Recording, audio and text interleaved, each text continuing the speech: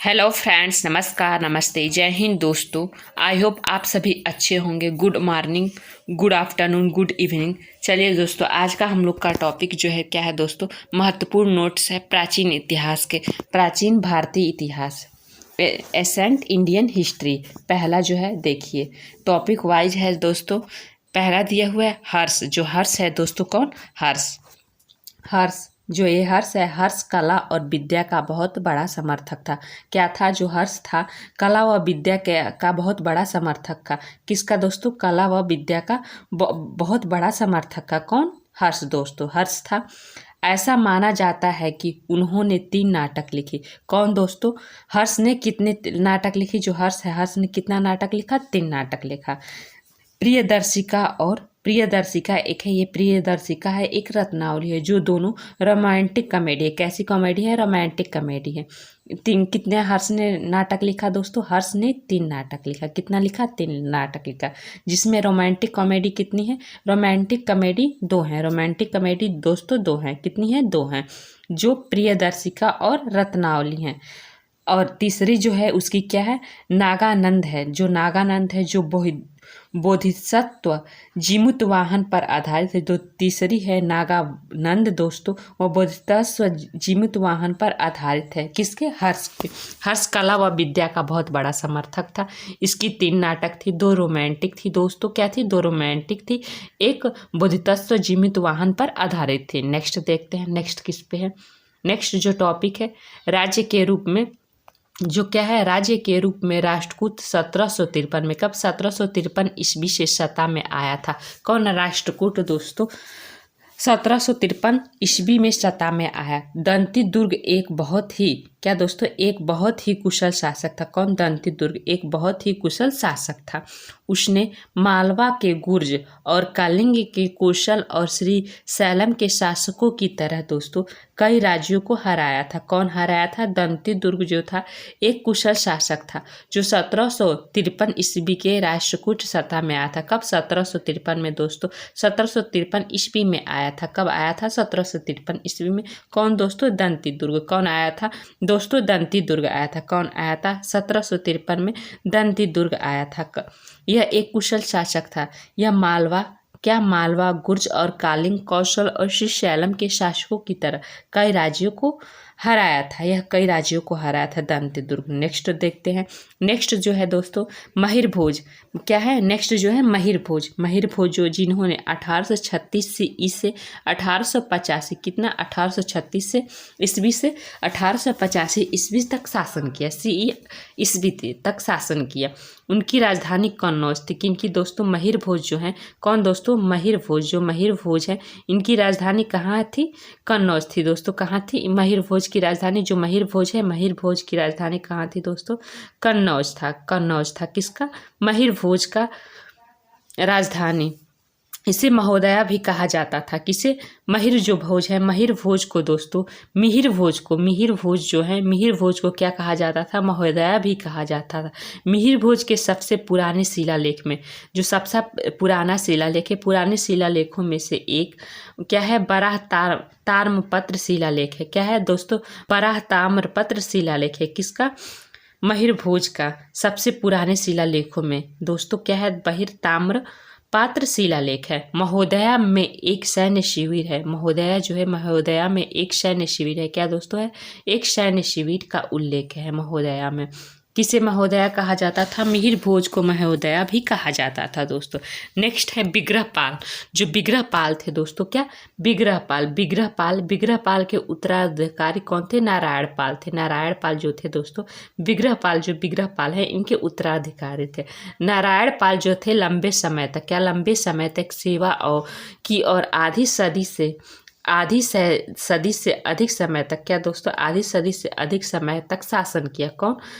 नारायणपाल दोस्तों। नारायणपाल। कौन? नारायणपाल दोस्तों। नारायणपाल को राज्यपाल ने किसका उत्तराधिकारी बनाया दोस्तों? जो विग्रहपाल है, किसका दोस्तों? विग्रहपाल है। विग्रहपाल का उत्तराधिकारी कौन बनाया? राज्यपाल ने किसका बनाया? विग्रहपाल। जो विग्रहपाल के उत्तराधिकारी नारायणपाल को बनाया। राज्यपाल ने उत्तराधिकारी बनाया, जो गोपाल द्वितीय और विग्रहपाल को विग्रहपाल को द्वितीय है। नेक्स्ट देखते हैं दोस्तों, विग्रहपाल का उत्तराधिकारी कौन है? विग्रहपाल का उत्तराधिकारी दोस्तों कौन है? नारायणपाल। अभी हमने देखा नारायणपाल। नारायणपाल को उत्तराधिकारी कौन बनाया? राजपाल। राजपाल बनाया उत्तराधिकारी दोस्तों। चलिए नेक्स्ट जो है हम लोग का नेक्स्ट है, क्या दिया हुआ है दोस्तों? आप चैनल पे नए हैं तो चैनल को प्लीज़ सब्सक्राइब कर लें। चलिए देखते हैं, अवंती वर्मन। जो अवंती वर्मन है, क्या दोस्तों? अवंती वर्मन है जिसने 1855 ईस्वी से 1883 ईस्वी तक शासन किया। यहाँ पे क्या होगा? ये मिस प्रिंटिंग है, शासन किया, यहाँ पे होगा शासन किया। शासन किया अवंती वर्मन ने 1855 से 1853 ईस्वी तक शासन किया। यह अवंती वर्मन जो है दोस्तों, अवंती वर्मन साहित्य के संरक्षण के लिए प्रसिद्ध था। किसके लिए? साहित्य का जो है, साहित्य के संरक्षण के लिए प्रसिद्ध था दोस्तों।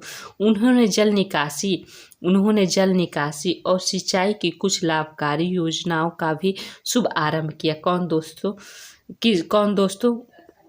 अवंती वर्मन जो है दोस्तों, जल निकासी और सिंचाई की कुछ लाभकारी योजनाओं का भी शुभ आरंभ किया, जिसे उनके सार्वजनिक कार्य मंत्री सूर्य ने किया था। उनके सार्वजनिक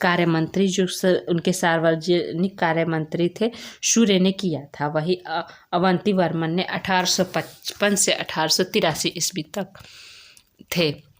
चलिए नेक्स्ट देखते हैं दोस्तों, नेक्स्ट क्या है?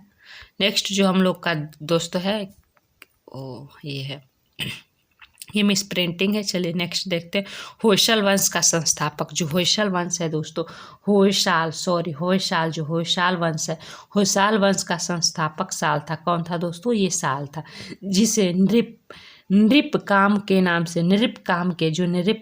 नाम से भी जाना जाता था। होयसाल वंश के संस्थापक जो थे, संस्थापक साल थे जिसे नृप काम किस नाम से दोस्तों?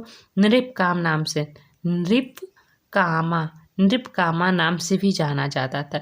विनय आदित्य जो साल के पुत्र थे, विनय आदित्य ये किसके पुत्र थे? यह साल के पुत्र थे दोस्तों। किनके पुत्र थे? यह साल के पुत्र थे। साल का पुत्र और उत्तराधिकारी था विनय द्वितीय। किसका पुत्र था दोस्तों?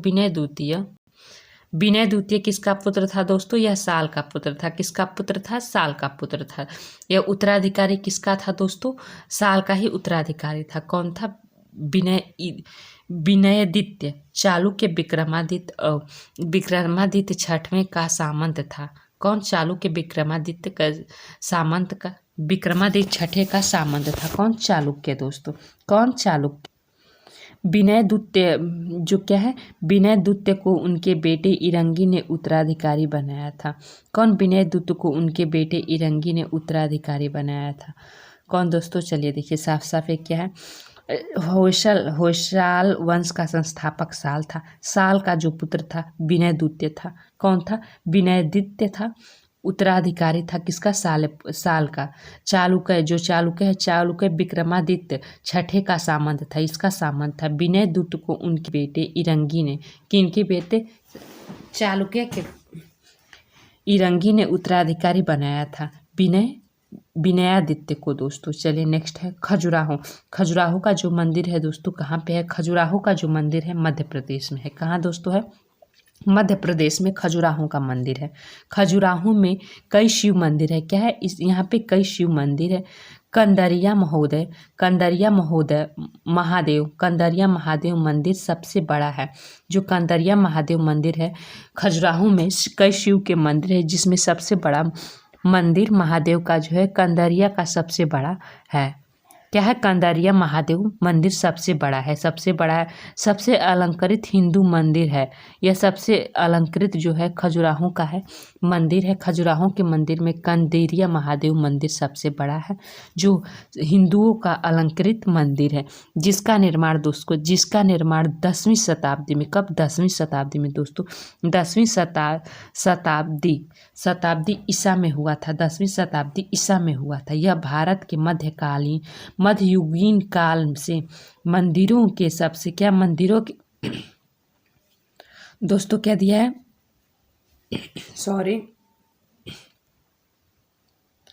मंदिरों का सबसे अच्छा उदाहरणों में से एक माना जाता है। कौन सा दोस्तों? खजुराहो का जो मंदिर है। खजुराहो में कई शिव मंदिर है। कंदेरिया महादेव का सबसे बड़ा मंदिर है। इसे हिंदुओं का अलंकृत कहते हैं, जिसका निर्माण, जो कंदेरिया महादेव मंदिर है दोस्तों, इसका निर्माण 10वीं शताब्दी ईसा में हुआ था। 10वीं शताब्दी में ईसा में हुआ था। यह मध्ययुगीन काल का सबसे अच्छा उदाहरण एक माना जाता है। मंदिरों का सबसे एक अच्छा उदाहरण जो माना जाता है दोस्तों, क्या माना जाता है? खजुराहो। क्या माना जाता है? खजुराहो का मंदिर। खजुराहो का मंदिर दोस्तों, यहाँ पे कई शिव मंदिर है। चलिए नेक्स्ट टॉपिक हम लोग देखते हैं। नेक्स्ट किस पे है? आपसे यह क्वेश्चन पूछ सकता है कि हिंदू सबसे अलंकृत हिंदू मंदिर कहाँ है? तो खजुराहो का मंदिर है, जो दोस्तों मध्य प्रदेश में पड़ता है। नेक्स्ट है क्षेमेंद्र द्वारा। जो क्षेमेंद्र हैं, इनके द्वारा लिखित दशा अवतार चरित्रमय के अनुसार भगवान विष्णु पर 10 अवतार, मत्स्य मतलब मछली, कुर्म मतलब कछुआ, बरवा मतलब सुअर, नृसिंह मने मनुष्य शेर, वामन मने बौना, परशुराम, राम, कृष्ण, बुद्ध हैं। क्या क्षेमेंद्र द्वारा लिखित दशा अवतार चरित्रम के अनुसार दोस्तों, इनके चरित्र के अनुसार कौन से दशा अवतार हैं? भगवान है एक विष्णु पर 10 अवतार, मत्स्य है, मछली है, कछुआ है, बरवा यानी सुअर है, नरसिंह मनुष्य यानी मनुष्य और शेर दोनों है, वामन माने बौना है, परशुराम है, राम है, कृष्ण है और बुद्ध है। इनके क्षेमेंद्र द्वारा लिखित दशा अवतार चरित्र में। और कालिक भी है। कृष्णा को सबसे लोकप्रिय माना जाता है। कौन? क्षेमेंद्र द्वारा लिखित दशा अवतार में कृष्णा की पूजा भागवत पुराण, किसमें? भागवत पुराण द्वारा लोकप्रिय हुआ था। किसके द्वारा? भागवत पुराण के द्वारा लोकप्रिय हुआ था दोस्तों। भागवत पुराण के द्वारा लोकप्रिय हुआ था। कौन? भागवत पुराण के द्वारा कौन लोकप्रिय हुआ था? भागवत पुराण के द्वारा दोस्तों कृष्णा लोकप्रिय हुआ था। कौन लोकप्रिय हुआ था दोस्तों? भागवत पुराण के द्वारा दोस्तों कौन लोकप्रिय हुआ था? कृष्णा भागवत पुराण के द्वारा लोकप्रिय हुआ था। चलिए नेक्स्ट जो है दोस्तों यह क्लास आपको अच्छी लग रही है तो क्लास को लाइक करें, क्लास को अधिक से अधिक शेयर करें, जिससे अन्य लोगों को भी यह जानकारी प्राप्त हो सके। चलिए देखते हैं। दिया हुआ है मध्ययुगीन काल। जो मध्ययुगीन काल में भारत का दक्षिण पूर्व एशिया के साथ एक समृद्ध व्यापार था। कैसा दोस्तों? समृद्ध व्यापार था। उस तिमाही से आयातित लेख, रेशम, चीनी, मिट्टी के बर्तन, कपूर, मधुमक्खियाँ के मोम, लौंग, गाठ, कपूर, चंदन, इलायची था। जावा और सुमित्रा से मसाला आयात किया गया था। कहाँ से दोस्तों? जो जावा सुमित्रा है, मसाला आयात किया गया था। भारत ने सीलेना, सूखे अदरक और टीन के सीलेना से आयात किया था। कौन दोस्तों? भारत ने सीलेना, सूखे अदरक, टीन की सीलेना से आयात किया था। भारत ने दोस्तों मध्ययुगीन काल में दक्षिण पूर्वी एशिया एक समृद्ध व्यापार था। दक्षिण पूर्वी एशिया एक समृद्ध व्यापार था। जय हिंद दोस्तों। अगर इस क्लास का पीडीएफ आपको चाहिए तो कमेंट करें। इस क्लास का पीडीएफ डिस्क्रिप्शन में हम डाल देंगे। चलिए थैंक यू। जय हिंद दोस्तों। क्लास को अधिक से अधिक शेयर करें, लाइक भी। Thank you, all of you. चलिए नेक्स्ट क्लास में हम देखते हैं।